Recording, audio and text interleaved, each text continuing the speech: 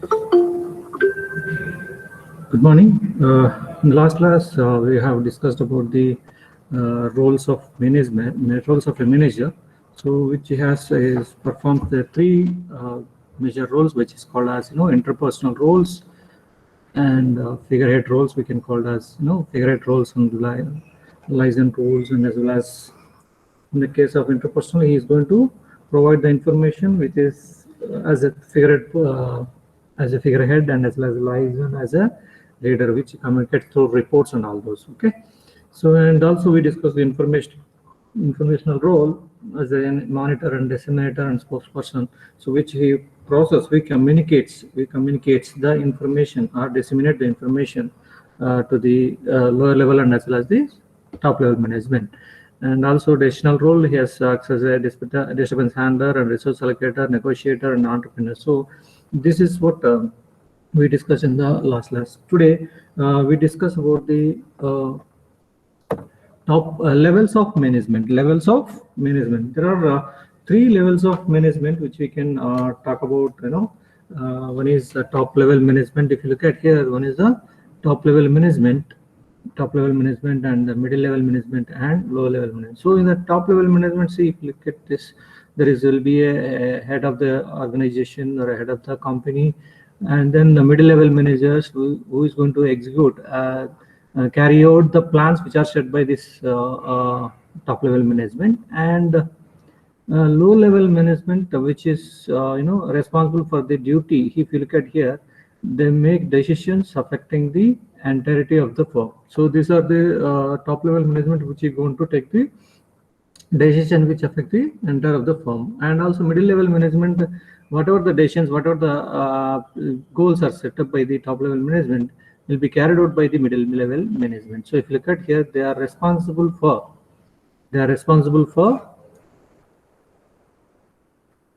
carrying out the goals set by the top level management. So similarly, they are responsible for low level management. They are responsible for the daily management of the line workers and the employees who produce the product and or offer the services. So they have to manage these people. Means line workers or line supervisors, foremen, and all those. They are going to supervise or monitor, are going to manage these people, okay, who produce the product. So this is about the lower level management.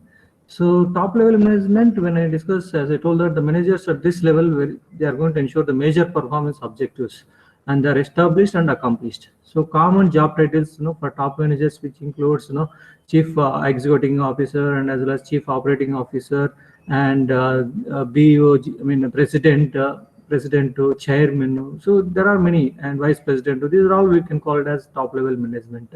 So these senior managers are considered as executives, so responsible for the performance of an organization as a whole or for one of its significant parts. So when I said there are the top level, so they are the responsible for whatever they set up the objectives and all those. So they are the responsible for the performance of this complete organization. Okay. And middle level management. So when you look at the middle level management, they are which includes the departmental managers. We can say it is a departmental managers kind of, that includes the say for example sales manager, plants manager, purchase manager. All this kind of will be come under this middle level management. So middle managers report to top managers and are in charge of relatively large departments. So that's what the department in charge of the department, in sense it is the department heads, or divisions, which is maybe purchasing division, sales division, marketing division, consisting of several smaller units. So those are all called as the middle level managers. So middle managers, what they are going to do is, as we discussed just now, so they are going to carry out the plans which are set by the top level management. So the middle managers, they are going to develop and implement the action plans. They are going to develop and implement the action plans consistent with the company objectives, because the company objectives are set by the top level management.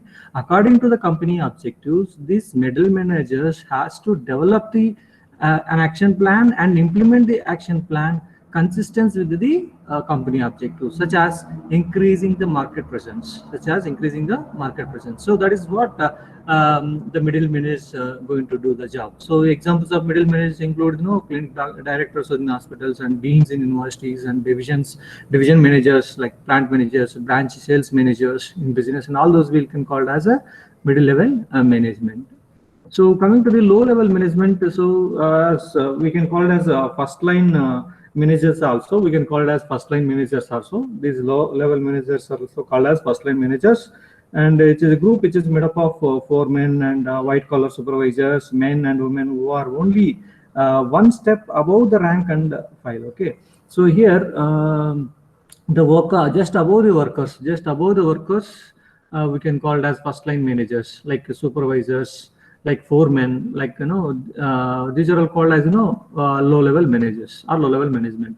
The initial management job that most people attain is typically a first line management position. So whenever you join into any organization, first we are going to join as a first line manager. That is nothing but team leader or supervisor, a person in charge of smaller work units composed of hands. So job titles for these first line managers are very greatly, but include such designations as department heads, group leaders, unit leaders.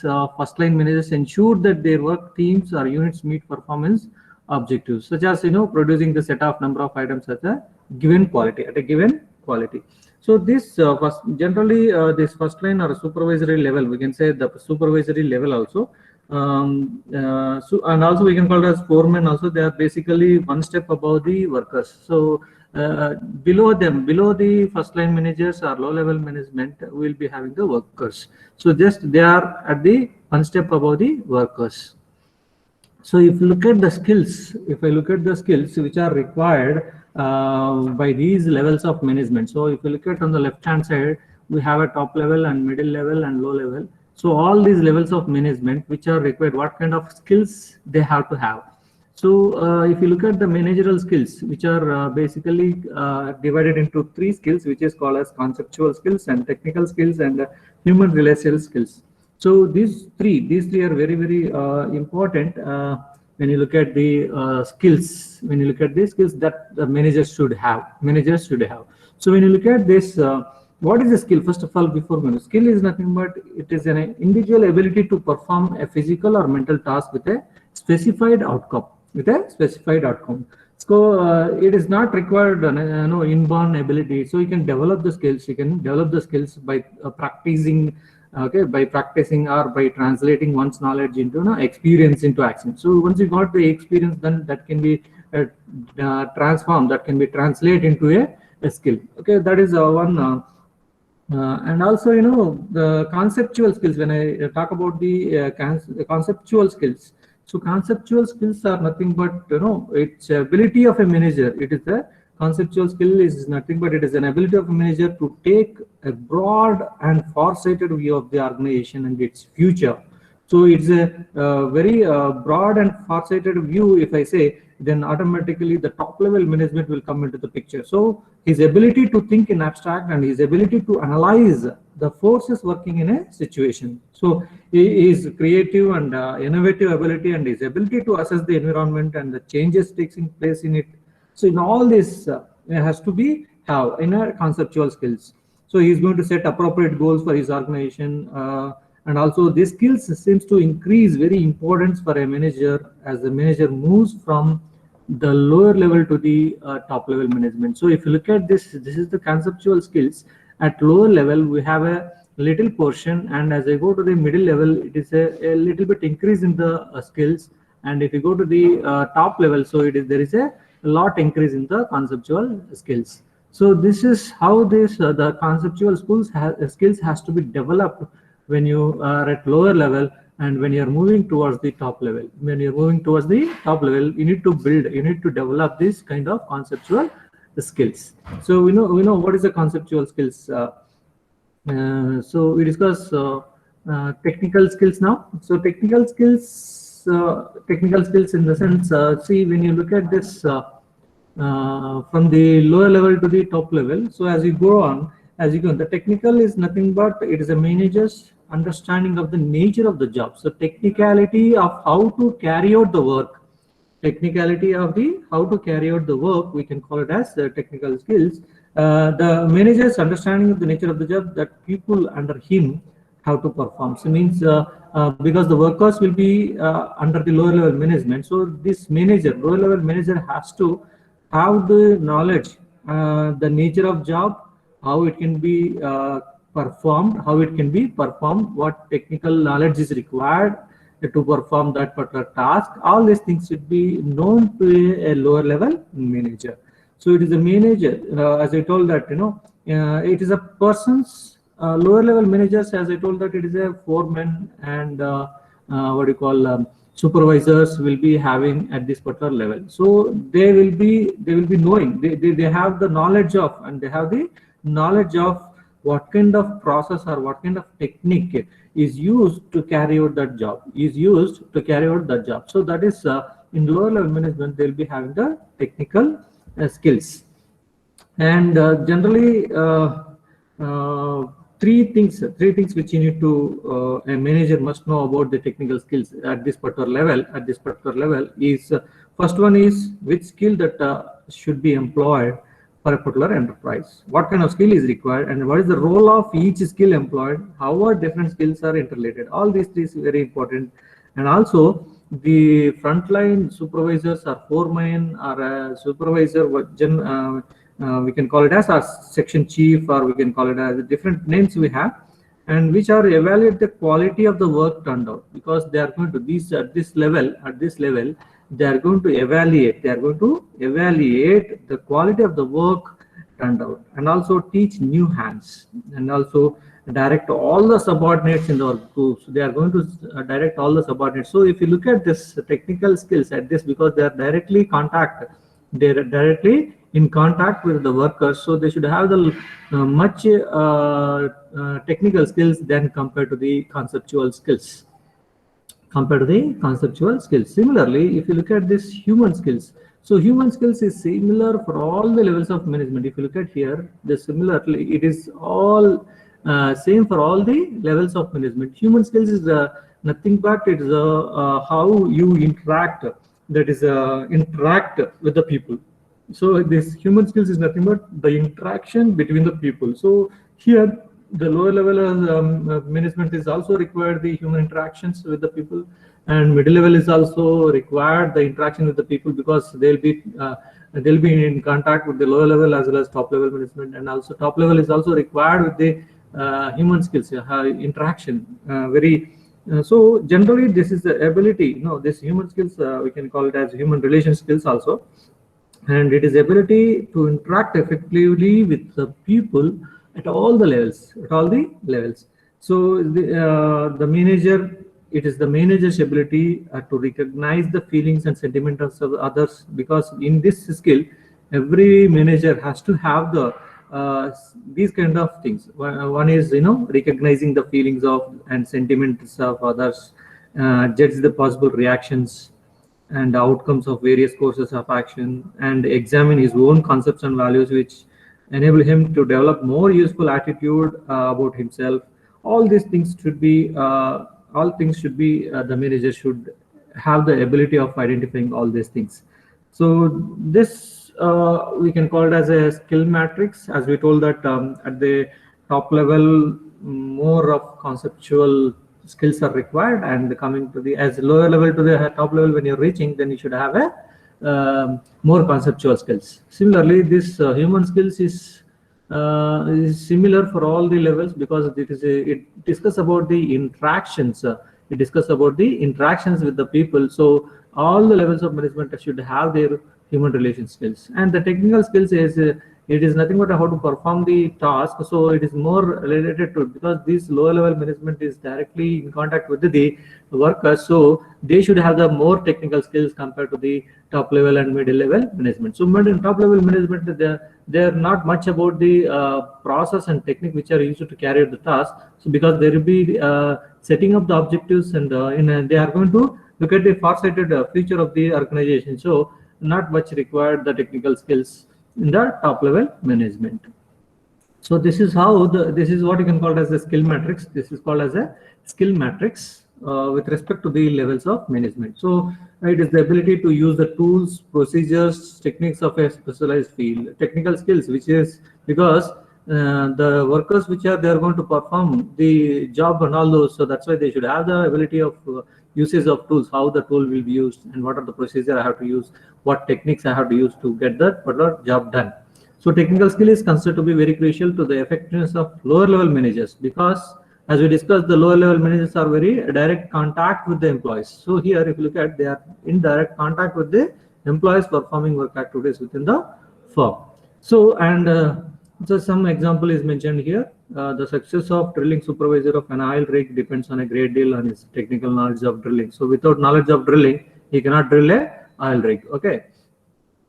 And however, as one moves to higher levels of management within the organization, the importance of technical skill diminishes, as we discussed. So, as the direct contact with the workers in the skills matrix, if you look at, so this is as go from lower level to the top level, this is going to be reduces the portion, the percentage will be reduces here. So, because they are not direct contact with the workers, what they are performing, so that technical skills, majorly lower level management has to have the ability of this technical skills.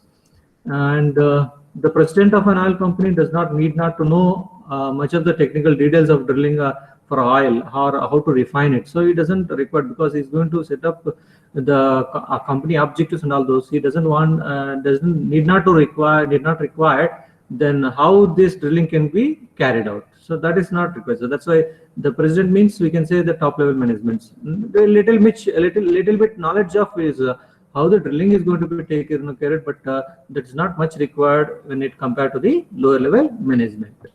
Now coming to the human skills which I have discussed in the previous skill matrix, this is completely related with the interaction with the people. So how you interact with the people, how you make them to work done, and as well as how you are going to understand those people and how you are going to motivate those people. So this skill is essential at every level of management. So ability to work with, understand, and motivate other people is basically related with the human relation skills, and the skill is very essential at every level of management within the organization, but it is particularly important at lower levels of management, and because they are the one which is going to be carried out with the workers. We can call it as operating personnel. We are going to call them as operating personnel. So they have, if they perform better, then they are going to, our product will quality and everything will be depend on their operating personnel only. So that's why. So more of human skills, of course, even though it is a similar, small, similar to every levels of organization, but it is very crucial for the lower level management with the interaction with the operating personnel. So this, but it is very particularly important lower levels of management, where the supervisor has a frequent contact with the operating personnel. And coming to the conceptual skill, which I have discussed, it is the ability, it is the mental ability, we can say it is the ability of a manager to take a broad and far-sighted view of the organization and its future. So it is completely related to the top level management. So it is a mental ability to coordinate and integrate the organization's interests and activities. So it refers to the ability to see the big picture, to understand how a change in any given part can affect the whole organization. So that's what, as we told, that this is the top level management are the responsible for this kind of any effect which we discussed in the levels of management. So they are all responsible for they are going to change the effect, directly affect the organization.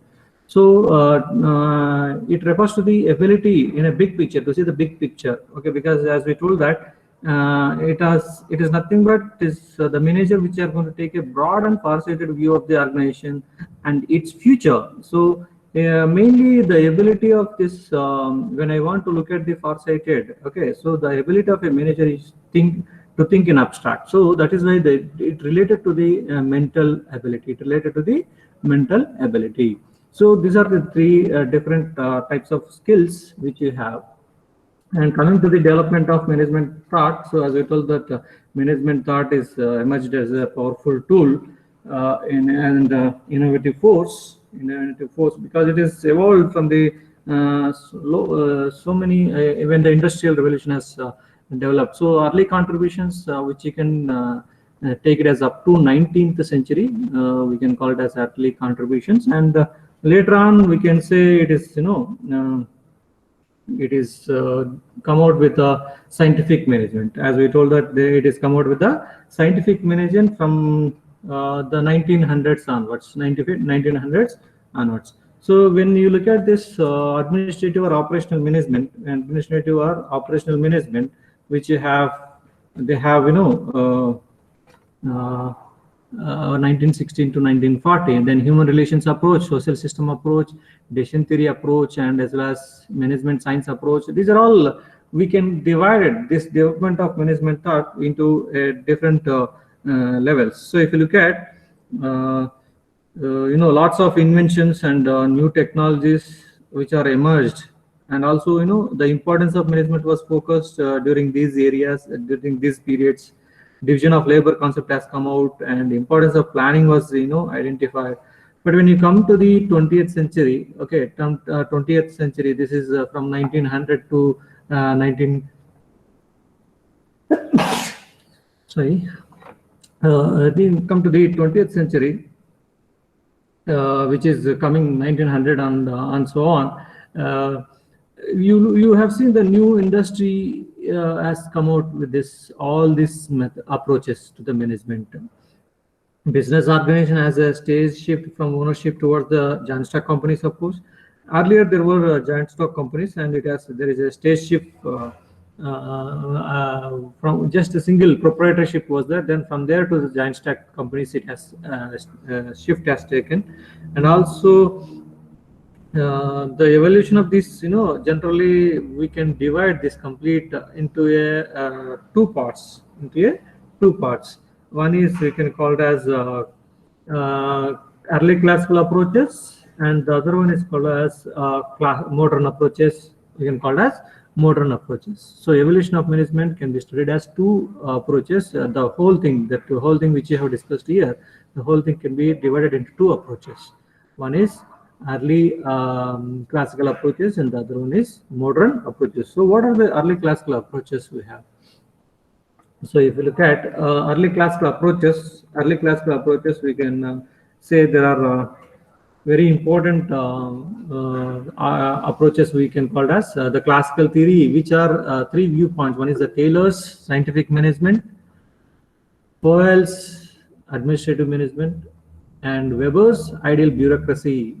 Bureaucracy is nothing but an organization which is based on the rules and regulations, formal relations, specialization, which are etc. Those are all called as bureaucracy. So these are the three important viewpoints in the early classical approaches. All the three are concentrated on the structure of the organization for greater efficiency, and several authors have also contributed to the classical theory. Not only these three, there are many are there which are contributed to the classical approaches, or early classical approaches. Okay, classical theory, we can say. So when we look at scientific management, first one is scientific management. Taylor's scientific management. So Taylor, Frederick Winslow Taylor, who is considered to be the father of scientific management, and he exerted a great influence on the development of management thought through his experiments and writings. So here, if you look at this Taylor's, we can call it as the father of scientific management, and Henry Fayol is called as a father of administrative management, and Max Weber, his full name is Max Weber, and we can call it as who have come out with a bureaucracy technique. So Max Weber, Henry Fayol, and F.W. Taylor. So basically, most of the organizations, they are going to use this kind of scientific management approach, which is developed by the Frederick Winslow or F.W. Taylor. Is considered to be the father of scientific management, and he exerted a great influence on the development of management through his experiments and writings. And when he was working in a particular company, Bell Laboratories, as a chief engineer. He worked almost, span of 26 years in a Midvale Steel Company and as well as he worked even in the Bethlehem Steel Company and Rolling Machines and Simon's Rolling Machines Company. So he worked as a chief engineer in the Midwell Steel Company. He has made several important contributions when he is working with that particular company. So those contributions which I have given as a 5 important contribution, which is time and motion study and differential payment and reorganization of supervision, reorganization of supervision and scientific recruitment and training. And fifth one, intimate friendly cooperation between the management and as well as workers. These are the contributions which are made by the F.W. Taylor. So when you look at the first time and motion study, so what is meant by time and motion study? So the Taylor actually worked as a machinist in a particular company, a steel company, and he know how a job is going to be carried out, how piecework employees is used to hold back the production to its 1/3 level because they feared about their employers which cut their piece rate as soon as there was rise in the production. So what they are talking about is in the sense here in the time and motion study, when you are going to in a particular organization, there will be a minimum number of products they have to produce. If they are going to produce more number of products, there is a chance of cutting their piece rate because of producing their daily limit. Rather, if you produce more than the daily limit, they have a fear of that they are going to cut their piece rate. So that's why they are going to stop till the daily limit itself. And the real trouble that Taylor which has found out is no one knew how much has to work. Okay, how a worker is expected to do. So therefore he started how much time is required, what are the motions or movements involved in doing the job. All this he started to study these kind of things. Time study in the sense time required to complete a particular job, and motion in the sense the movements which are required, necessary and unnecessary movements are required to carry out the particular job. So under which this study, time and motion study, each motion of a job was to be timed. Means from raw material section to the production, how it comes, that is called as a material movement. That is the material movement, which is necessary movement is required. So likewise from there to the machining setup and then performing the task and all those. So is under this study is found out the each motion of a job, which is, and also is noted the time how much it requires with the help of the stopwatch, and also he has reduced some of the unwanted motions or unwanted movements which are we need to reduce those things, and then he has come out with a kind of standard time to carry out a particular job.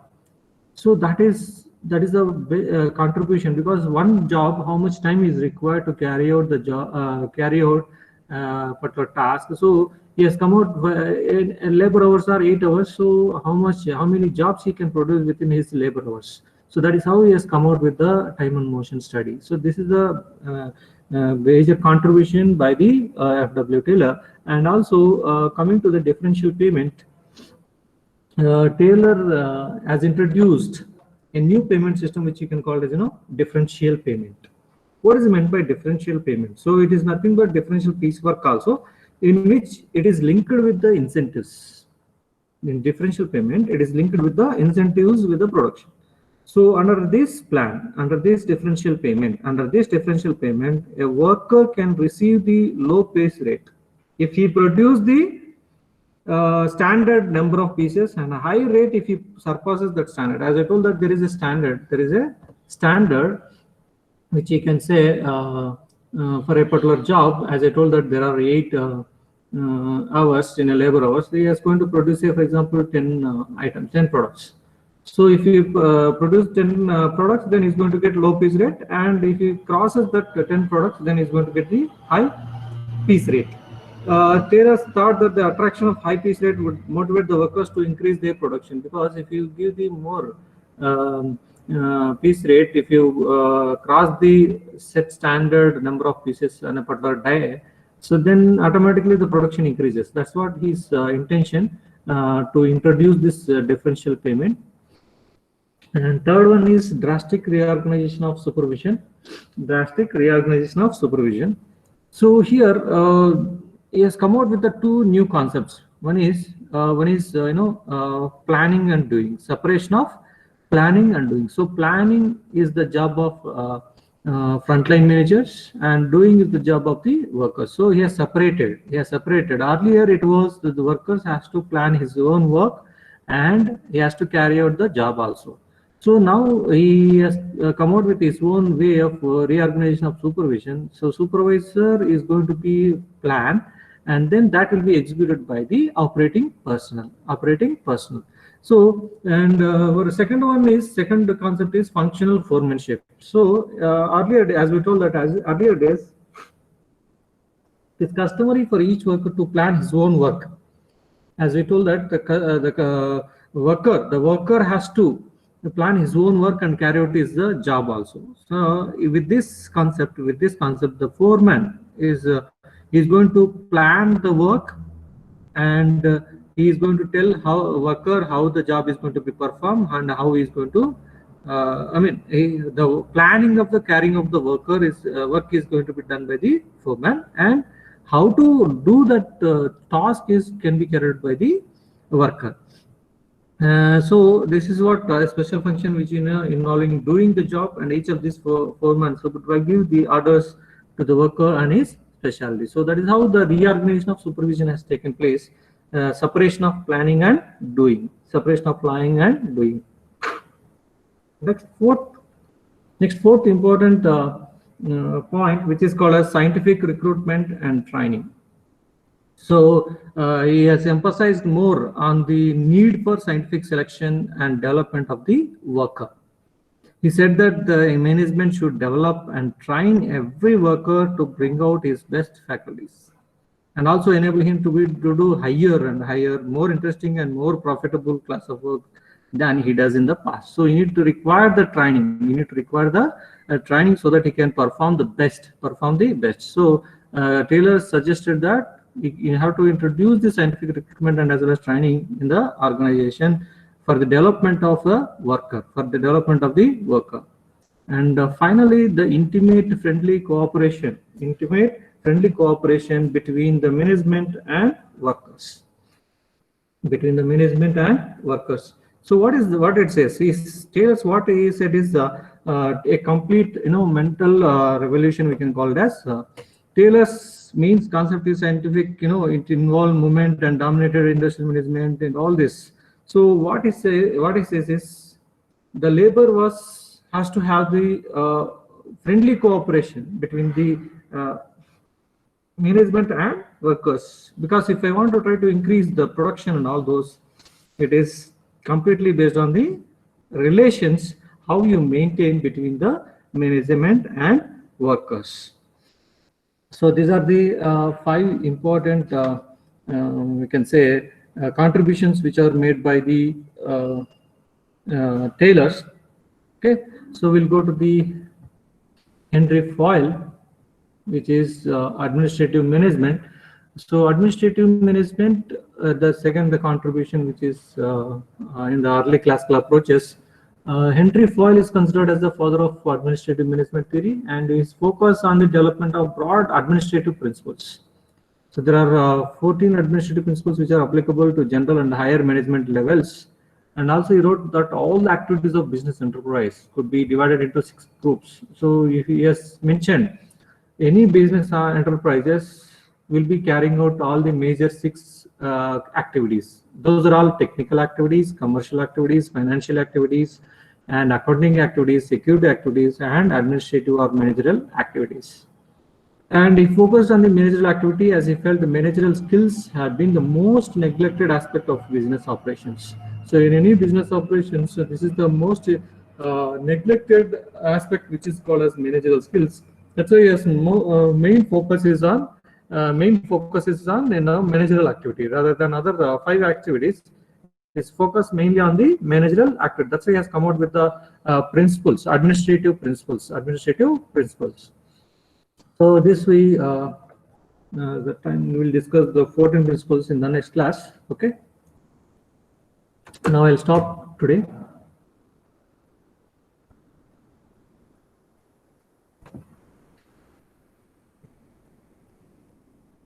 Please, all of you enter your SN in the chat box.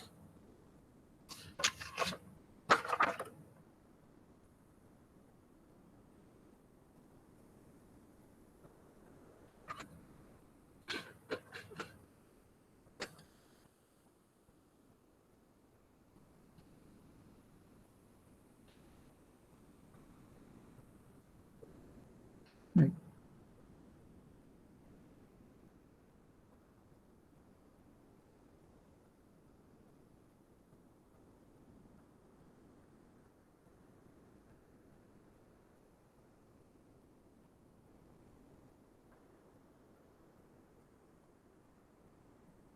Enter the ESN in the chat box, all of you.